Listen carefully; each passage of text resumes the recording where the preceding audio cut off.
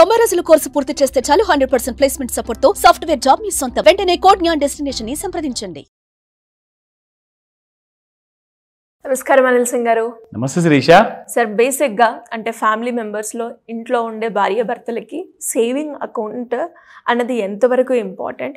ఒకటి కన్నా ఎక్కువగా సేవింగ్ అకౌంట్ కనుక ఉంటే వాళ్ళకి ఏ రకంగా ఉపయోగపడుతుంది అండ్ దాని ద్వారా వాళ్ళు కోటీశ్వర్లు అయ్యే ఛాన్స్ ఉందంటారా?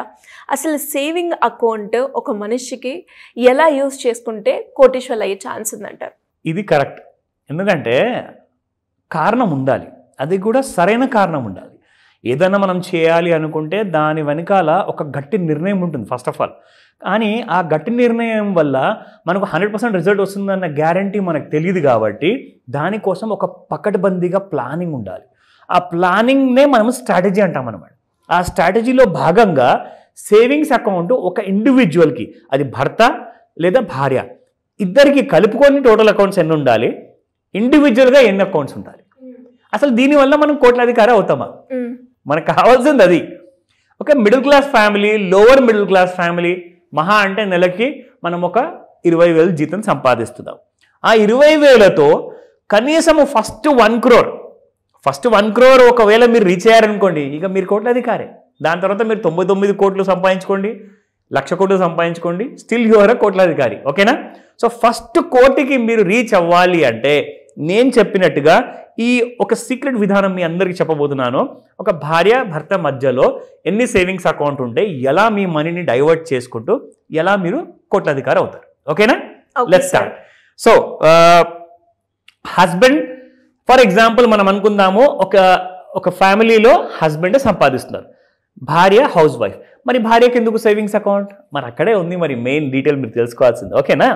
ఒకవేళ వైఫ్ ఈజ్ ఆల్సో వర్కింగ్ అంటే అది సపరేట్ విషయం, అది పక్కన పెడదాం. ఫస్ట్ అయితే మనము కోట్లాధికారి అవ్వడానికి secret of opening different savings accounts వల్ల ఏంటి, ఎలాంటి లాభం వస్తుంది. ఓకేనా?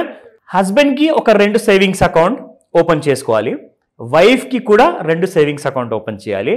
హస్బెండ్ అండ్ వైఫ్కి కలిపి ఒక జాయింట్ అకౌంట్ సేవింగ్స్ అకౌంట్ ఉండాలన్నమాట. ఓకే. సో టోటల్గా 5 అకౌంట్స్ అయ్యాయి ఇక్కడ. ఓకేనా? సో ఇప్పుడు ఈ 5 అకౌంట్స్ని ఎలా వాడాలి? ఓకేనా? So first savings account number 1 అంటే ఏదైతే హస్బెండ్ పేరిట ఒక అకౌంట్ ఉందో అందులో మీరు ఏం చేయాలి అంటే, ఫర్ ఎగ్జాంపుల్ మీరు 20,000 సంపాదిస్తే అందులో మీరు మీ నెల ఆదాయంలో ఒక 50% వరకు అందులో మీరు సేవ్ చేయాలి. ఓకేనా? సో 20,000 జీతానికి 50,000 అంటే 50% అంటే 10,000 రూపాయలు. సో 10,000 రూపాయలు అకౌంట్ 1లో వేయాలి. దాన్ని మనము ఎందుకోసం వాడతామంటే ఇంటికి కావాల్సిన గ్రాసరీస్, నెల కావాల్సిన బియ్యం కానివ్వండి, పప్పులు కానివ్వండి, అన్ని ఇవన్నిటికీ కూడా, దాంతోపాటు రెంట్ మనం కట్టాలి కదా, దాంతోపాటే బిల్స్ ఉంటాయి, electricity bill, something, phone bills and kids fee, school fee ఉంటుంది, and last but not the least EMIs. ఓకేనా? So that will take care అనమాట అకౌంట్ నెంబర్ 1. ఇప్పుడు రెండో అకౌంట్ హస్బెండ్ దగ్గర ఏదైతే ఉంటుందో అది ఇన్వెస్ట్మెంట్ పర్పస్ కోసం. అయితే హస్బెండ్ అందులో ఎంత పెట్టుబడి పెట్టాలి అంటే వచ్చే జీతంలో నుంచి 40% పెట్టాలి. ఓకేనా? ఆ 40% మీరు పెట్టింది దేనికోసం వాడతారంటే, ఫస్ట్ అయితే ఎస్ఐపీలు పెడుతున్నారు ఎవ్రీ మంత్ మీరు పెట్టుబడి.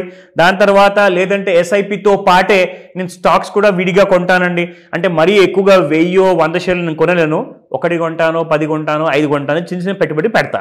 మూడో ఆప్షన్ ఏంటంటే కొత్త ఐపీఓస్ వస్తాయి కదా స్టాక్ మార్కెట్లో, మంచి ఆపర్చునిటీస్ ఉంటాయి. సో ఐపీఓకి కూడా మీరు అప్లై చేసుకోవచ్చు అదే డబ్బులతో.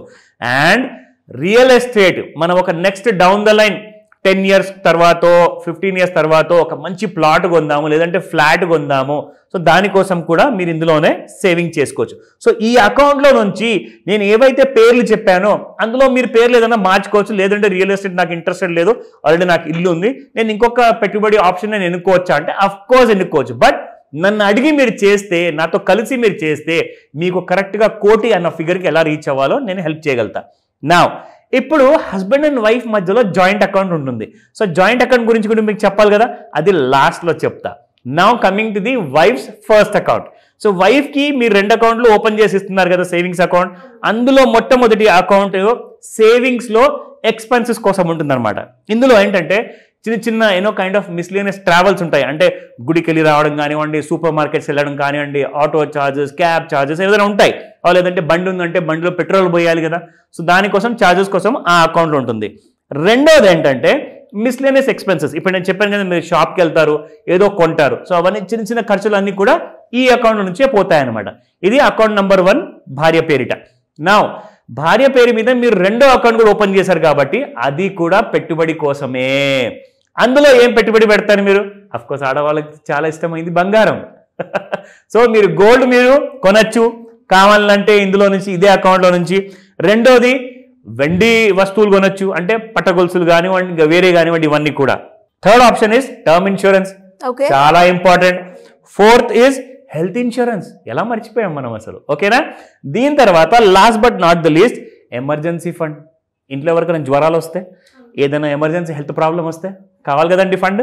సో ఈ రెండో అకౌంట్లో మీరు ఆ భార్య పేరిట ఉన్న రెండో అకౌంట్లో ఇవన్నిటి కోసం అవసరమయ్యే షేర్ ఎంత పెడతారంటే 40% పెడతారు మీకు వచ్చే ఆదాయం నుంచి, ఓకేనా. లేదండి నా ఆదాయం ఇంకా తక్కువ ఉంది, ఇది ఎట్లా పాసిబుల్, నేను ఇంకా తక్కువ సేవ్ చేసుకోవచ్చు అంటే చేసుకోవచ్చు. సో ఆ మ్యాథమెటికల్ క్యాలిక్యులేషన్ కూడా అన్ని నేను చేసి పెడతాను మీకోసం, ఓకేనా. సో ఫస్ట్ అకౌంట్లో మాత్రం మీరు చిన్న చిన్న ఎక్స్పెన్సెస్ కోసం, ట్రావెల్ కోసం నేను మీకు 20% పెట్టాలి అని చెప్పాను. ఏది? Savings account. ఇన్వెస్ట్మెంట్ అకౌంట్లో 40% పెట్టాలి. ఇప్పుడు మిగిలింది జాయింట్ అకౌంట్, ఓకేనా. జాయింట్ అకౌంట్లో చాలా ఇంట్రెస్టింగ్ ఉంటుంది, ఈ విషయం వినండి జాగ్రత్తగా. భర్త వైపు నుంచి 10% పెట్టుబడి వస్తుంది ఈ అకౌంట్లోకి, అంటే డబ్బులు ట్రాన్స్ఫర్ అవుతాయి. భార్య వైపు నుంచి 40% వరకు అమౌంట్స్ వస్తాయి. అంటే మీ జీతాన్నే మీరు 2 భాగాలుగా చేసి ఇవన్నీ 5 అకౌంట్స్లో మీరు డిస్ట్రిబ్యూట్ చేస్తున్నారన్నమాట. ఎందుకంటే చాలా మంది ఫ్యామిలీలో హస్బెండ్ ఒక్కరే ఉంటారు ఎర్న్ చేసేవాళ్ళు. ఈ మధ్య కాలంలో మనం చాలా మంది చూస్తున్నాం, అఫ్ కోర్స్ వాళ్ళ భార్యలు కూడా జాబ్ చేస్తున్నారు, దే ఆర్ ఆల్సో ఎర్నింగ్. ఒకవేళ అలాంటి సినారియో ఉంటే కూడా భార్య వైపు నుంచి షేర్, హస్బెండ్ వైపు నుంచి షేర్ ఈక్వల్గా పెట్టుకునే అవకాశం ఉంటే చూడండి. లేదంటే భర్తకి శాలరీ ఎక్కువ ఉందా, భార్యకి శాలరీ ఎక్కువ ఉందా, లేదంటే ఎవరు తక్కువ ఉందో అది మీరు డిసైడ్ చేసుకోండి. ఒకవేళ మీరు కరెక్ట్గా డిసైడ్ చేయలేకపోతే please come to me, I will help you, ఓకేనా.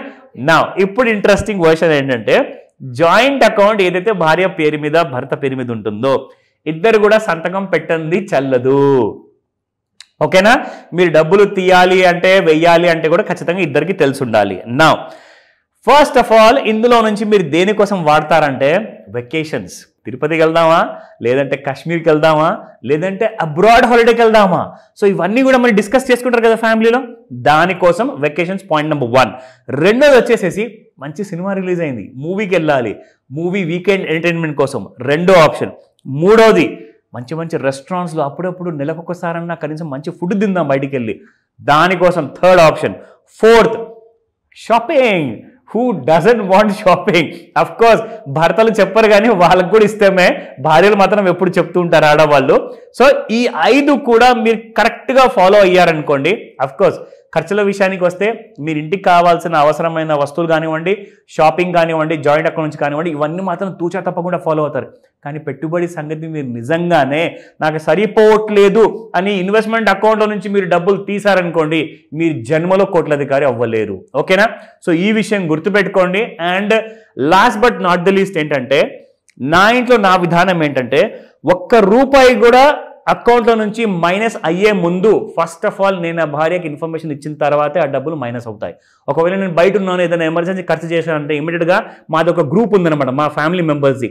అంటే ఈ రోజున ఎంత ఎక్స్పెన్సెస్ జరిగాయి అక్కడ మేము ఎక్స్పెన్సెస్ రాసుకుంటాం. ఎప్పుడైనా గుర్తుపెట్టుకోండి, ప్రతిదీ ఖర్చు పెట్టే ముందు ఇద్దరు డిస్కస్ చేసుకొని ఖర్చు పెట్టుకోండి, లేదంటే తర్వాత గొడవలు అవుతాయి. అండ్ డబ్బు విషయంలోనే చాలా సీరియస్ విషయం ఇది, చాలా పెద్ద పెద్ద ఫ్యామిలీస్ గొడవల మధ్యలో అసలు కోట్లు కూడా ఏం చేయలేవు. కాబట్టి డిస్కస్ చేయండి ప్రతి రూపాయిని ఖర్చు పెట్టే ముందు. ఇలాంటి సీక్రెట్స్ నేర్చుకోండి. మీరు కోట్ల అధికారి అవ్వాల్సిన విషయం నేను చెప్పాను స్టార్టింగ్లో. సో ఎన్ని సంవత్సరాలు అవుతారంటారు? ఎన్ని సంవత్సరాలు?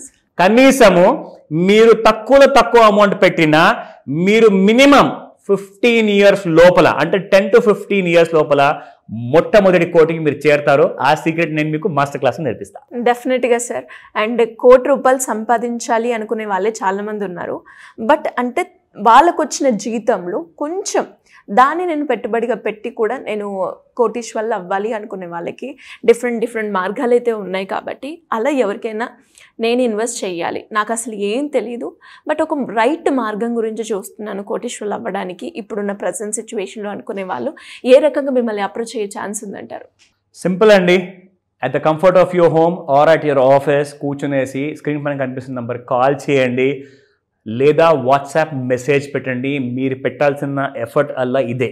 మిగతా ఎఫర్ట్స్ అన్నీ కూడా నేను పెట్టేసేసి మీకు ఆన్లైన్లో ప్లస్ ఆఫ్లైన్లో స్మార్ట్ క్లాస్ తీసుకుంటాను కాబట్టి ఇదొక మంచిగా మీకు పనికొచ్చేది ప్లస్ రిజల్ట్ ఓరియంటెడ్ కాబట్టి ఈ స్మార్ట్ మాస్టర్ క్లాస్ని మీరు మిస్ అవ్వకండి. ఫస్ట్ వీక్ ఆఫ్ ఏప్రిల్ తర్వాత ఉంటుంది ఈ క్లాస్. మార్నింగ్ 11 AM ఇమ్మీడియట్గా కాల్ చేసి రిజిస్టర్ చేసుకోండి. Thank you sir, thank you so much. Thank you. Suman టీవీలో మీ పర్సనల్ అండ్ బిజినెస్ ప్రమోషన్స్ కోసం కింది నెంబర్కి కాంటాక్ట్ చేయండి.